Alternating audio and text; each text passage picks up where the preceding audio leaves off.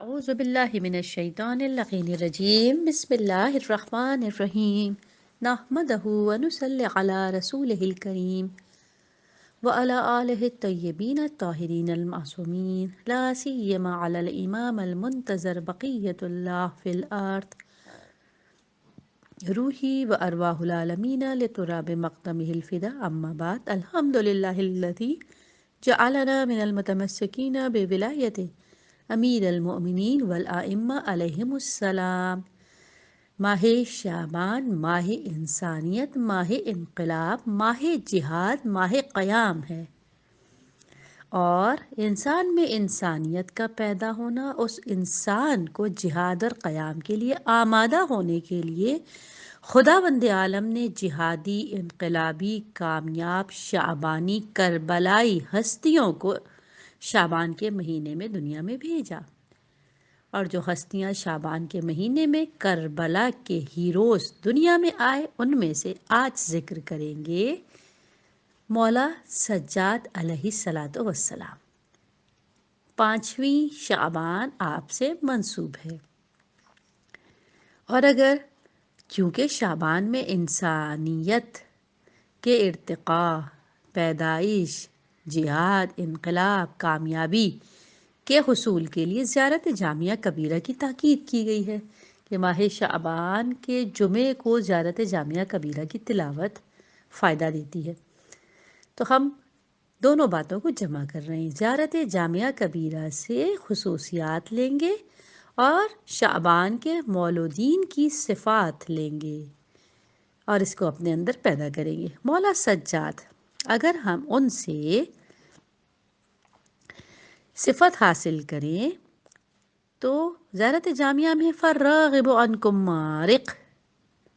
جو کوئی آپ سے پھر گیا وہ خارج دین ہو گیا، اور جس نے آپ کو پکڑ لیا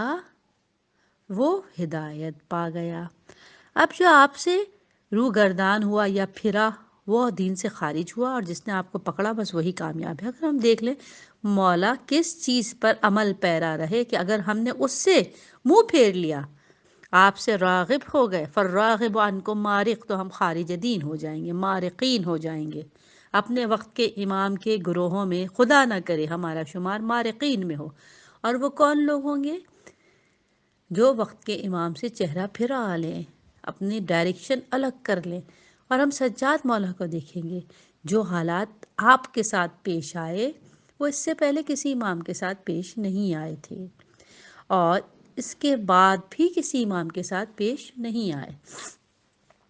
قید بعد کے اماموں کو بھی سہنی پڑی، قید و بند کی صعوبتیں اٹھائیں، لیکن جیسی قید مولا سجاد کی تھی کہ آپ کے ساتھ یتیموں کا قافلہ تھا، بیواؤں کا قافلہ تھا، بے ردا اجڑی ہوئی بیویوں کا قافلہ تھا، بھوکے پیاسے بچوں کا قافلہ تھا، کٹے ہوئے سروں کا قافلہ تھا، بے کجاوا اونٹ کا سفر تھا، لیکن مولا کی اطاعت۔ زیارت عاشورہ کا سجدہ دیکھ لیجئے، اللہم لک الحمد حمد الشاکرین لک علی مصابہم، اللہ میں تیری وہ حمد کرتا ہوں جو خدا کے شکر گزار بندے مصیبت کے وقت کرتے ہیں، اور میں نے دیکھا کربلا کے میدان میں یہ شکر جو مصیبت کے وقت کیا جائے وہ مولا سجاد نے کر کے دکھا دیا۔ جلے ہوئے خیمے، لوٹی ہوئی بیویاں، کٹے ہوئے لاشیں، روتے ہوئے بچے، اور ان سب چیزوں کے درمیان مولا سجاد کا حمد خدا کرنا، سجدہ خدا کرنا۔ اگر یہ صفت مولا سے حاصل کر لے تو کبھی خارج دین نہ ہو، اور یہ صفت حاصل نہ کر پائے مولا سجاد سے تو فالراغب عنکم مارق، جو آپ حضرات سے روگردان، آپ کے راستے سے ہٹ گیا، جو آپ کے راستے پر نہ چل سکا، وہ خارج ہے، وہ دین سے خارج ہو گیا۔ دین پر چلتے رہنے کے لیے ان کے نقش قدم پر چلنا ہے، اور جو ان کے نقش قدم کو چھوڑ دے وہ خارج دین ہے، وہ مٹ جائے گا۔ اور جسے دوام، حیات، بقا، جہاد، انقلاب، کامیابی چاہیے، اسے ان کے راستے پر چلنا ہے، اور وہ جیسی مشکل آئے، جیسے حالات ہوں، ہمیشہ یہ سوچ کر کہ ہمارے ائمہ علیہ السلام کے ساتھ بھی ہر مرتبہ مشکل حالات تھے اور مختلف حالات تھے۔ جو حالات امام علی کے ساتھ تھے وہ امام حسن کے ساتھ نہیں تھے، جو امام حسن کے ساتھ تھے وہ امام حسین کے ساتھ نہیں تھے، جو امام حسین کے ساتھ تھے وہ مولا سجاد کے ساتھ نہیں تھے۔ حالات، زمانہ بدلتا گیا، لیکن ان کا رویہ ہر حال میں اطاعت خدا، ہر حال میں رضائے خدا، ہر حال میں شکر خدا۔ تو مجھے اگر مولا سجاد سے کچھ لینا ہے تو مولا نے کس طرح سے قیام کیا، ایک طرف صبر تھا اور دوسری طرف ذمہ داری اور تبلیغ تھی۔ مولا نے اپنے صبر اور اپنی تبلیغ کو ملا لیا۔ اسی حالت میں کبھی یزید کے دربار میں خطبہ دے رہے ہیں، کبھی کوفے کے بازار میں خطبہ دے رہے ہیں، کبھی کوفے کے دربار میں خطبہ دے رہے ہیں، اور کبھی رہائی ملنے کے بعد محرابوں میں بیٹھ بیٹھ کے مناجات اور دعاؤں کے ذریعے تبلیغ کر رہے ہیں۔ گویا میرے مولا نے سکھا دیا، تبلیغ کی ذمہ داری، پیغام پہنچانے کی ذمہ داری، ہدایت کی ذمہ داری کبھی جدا نہیں ہوتی۔ خود کو راہ ہدایت پر رکھتے ہوئے دوسروں کی ہدایت کا انتظام کرنا، یہ ہے مولا کا پیغام۔ ہر حالت میں ہادی بنے رہو اپنے نفس کے اور دوسروں کے لیے، اور اگر نہ کیا تو فالراغب عنکم مارق۔ مولا سجاد کے بعد جو انقلابی شخصیت شعبان میں آئیں، 7 شعبان، شہزادہ قاسم۔ یہ 7 شعبان کو پوچھو تاریخ سے، گھر میں شببر کے ایک پاک ذات آ گئی، اس حسین شب میں قاسم کی آمد ہوئی، خلد تقسیم ہونے کی رات آ گئی، گلشن پنجتن پر بہار آ گئی، یہ ہنسی بن کے حسن جہاں آ گیا، لے کے ہاتھوں پہ شبیر کہنے لگے لو میری کربلا کا حسن آ گیا۔ جی، مولا قاسم۔ اگر مولا قاسم سے ہم نجات، حیات، قیام، جہاد کا سبق لیں تو زیارت جامعہ کبیرہ سے ایک لقب ملے گا، مساکنہ برکت اللہ، کہ آپ حضرات، آپ ائمہ علیہم السلام اللہ کی رحمتوں کے ٹھکانے ہیں۔ ہم سب اللہ کی برکت کے پیچھے ہیں، تلاش میں ہیں، جد و جہد میں ہیں کہ برکت حاصل ہو، لیکن برکت خود جس کی تلاش میں ہے وہ ہے اہل بیت۔ ہم سمجھتے ہیں برکت شامل حال ہو تو کامیابی ہے، اور برکت خود جس کے در پر سوالی ہے وہ اہل بیت ہیں۔ ہم نے دیکھا شہزادہ قاسم کربلا کے میدان میں برکت کو اپنے پیچھے لے کر آ رہے ہیں۔ 13 سال کی عمر کائنات پر حاوی ہو گئی۔ واقعہ کربلا گزر گیا، قاسم زندہ ہیں، صدی گزر گئی، قاسم زندہ ہیں۔ قیامت آ جائے گی، کیونکہ برکت ان کے گھر کا پتہ ڈھونڈتی ہے، ان کی ذات میں پناہ لیتی ہے، یہ برکت خدا کے مظہر ہیں۔ کیسی برکت پائی کہ آج تک مولا امام حسن علیہ السلام کے تمام فرزندوں میں جو کربلا میں زندہ بچ گئے، ان کے نام لوگوں کو یاد نہیں ہوں گے، لیکن قاسم مولا جو کم سنی 13 برس کی عمر میں ایسا برکتوں کو لٹانے والا ہے کہ اپنے بابا کی پہچان بن گئے۔ جب کوئی پوچھے امام حسن کی کون سی اولاد کربلا میں موجود تھی، تاریخ کہتی 8 فرزند موجود تھے، لیکن سب سے پہلے جواب آتا ہے مولا قاسم علیہ السلام، برکت خدا کے مظہر۔ اگر ان کے جملے دیکھیں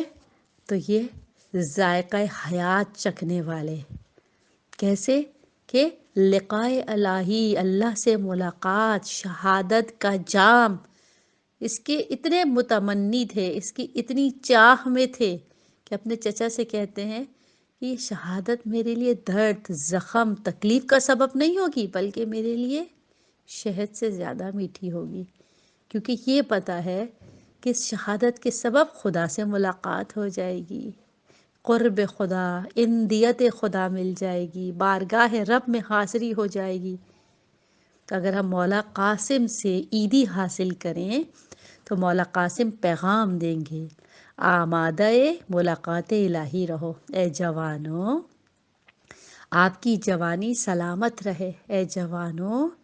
آپ کو بھرپور زندگی گزارنے کا، کامیابی حاصل کرنے کا موقع ملے، لیکن ہر دم ملاقات الہی کے لیے کیسے تیار رہنا ہے،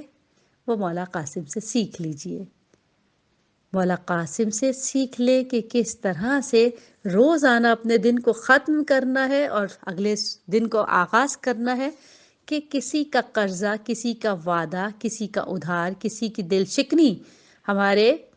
حصے میں نہ ہو۔ جب رات سوئیں تو اس طرح کہ سارا حساب ختم ہو چکا ہو، جب دوسرا دن گزاریں تو اس طرح سے کہ کسی کی ذمہ داری ہم پر باقی نہ ہو۔ جو کسی اور کی ذمہ داری اپنے اوپر نہیں رکھتا، اس کے لیے موت بہت آسان شیریں ہو جاتی ہے، وہ حسرت کے ساتھ دنیا سے نہیں جاتا۔ مولا قاسم سے ہم یہ برکت، کیونکہ یہ مساکن برکت اللہ ہے، یہ برکت حاصل کرتے ہیں کہ اپنے آپ کو آمادہ موت رکھنے کے لیے لوگوں اور خدا کے ساتھ اپنے معاملات کو روز آنا صاف کریں گے، ختم کریں گے، پاک رکھیں گے۔ مولا قاسم کے بعد 11 شعبان، آج کی تاریخ، وہ پیاری تاریخ جب کربلا کا جوان دنیا میں آیا، جب ہم شکل پیمبر دنیا میں آئے، جب رسول نے دوبارہ اپنے نانا جیسے کی زیارت کی، شہزادہ علی اکبر، اور اگر ہم ان کی ذات سے انقلاب حاصل کریں، انقلاب کی صفت اپنے اندر لے کر آئیں، تو مولا علی اکبر علیہ السلام وہ ہیں جنہوں نے نصحت لہو فی سر والعلانیہ ودعوتم الی سبیل اللہ، نصیحت کر رہے ہیں چھپ چھپ کر بھی اور اعلانیہ بھی، خفیہ بھی، ہڈن بھی، پوشیدہ بھی اور اعلانیہ بھی۔ آپ نے کربلا کے میدان میں اس کام کو کر کے کیسے دکھایا؟ نصحت لہو فی سر والعلانیہ، علانیہ کیسے کیا؟ جب بابا نے کہا کہ علی اکبر، میں نے ابھی ایسا محسوس کیا ہمارے کاروان کے پیچھے سے موت آ رہی ہے، اور کہنے والا کہہ رہا ہے کہ یہ کاروان آگے جا رہا ہے، موت پیچھے پیچھے آ رہی ہے، تو جناب علی اکبر نے فوراً کہا بابا ہمیں موت کا کوئی ڈر نہیں ہے جب ہم حق پر ہیں، چاہے موت ہم پر آ جائے، چاہے ہم موت پر چلے جائیں، جب ہم حق پر ہیں۔ تو یہ شیورٹی حاصل ہونی چاہیے، اس کو مولا علی اکبر سے سیکھنا چاہیے، جس کا وہ کھلے طور پر اعلان کر رہے ہیں بابا موت کا کوئی ڈر خوف نہیں ہے۔ یہ ڈر اور خوف اپنے اندر سے نکالنے کے لیے شہزادہ علی اکبر سے سیکھیں، نقش قدم پر چلیں، کہ موت کا ڈر نکلنے کے لیے جہاں ایک طرف قرضے نہ ہو، دوسری طرف یہ یقین ہو کہ ہم حق پر ہیں، اور پھر جب ہم یقین لیں کہ ہم حق پر ہیں تو اس کے لیے اپنے عقائد کو بہت مضبوط کرنا ہوگا، دیکھنا ہوگا ہمارے وقت کے امام کے ساتھ ہم ہیں، ہم حق پر ہیں، دعویٰ سچا ہے،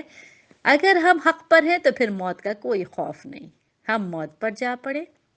ہر جوان کو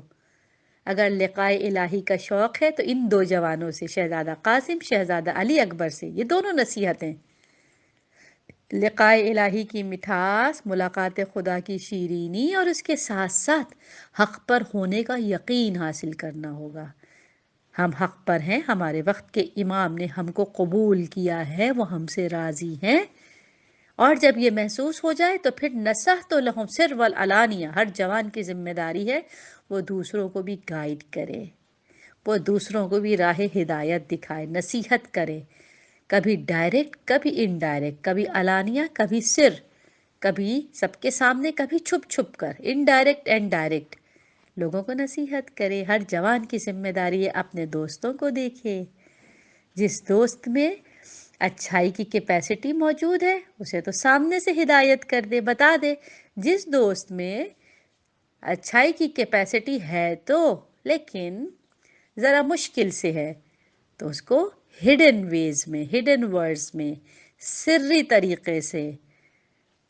ایگزامپلز دیتے دیتے انڈائریکٹ سمجھائے، نصحتو فی السر، ہڈن وے میں ان کو نصیحت کرے۔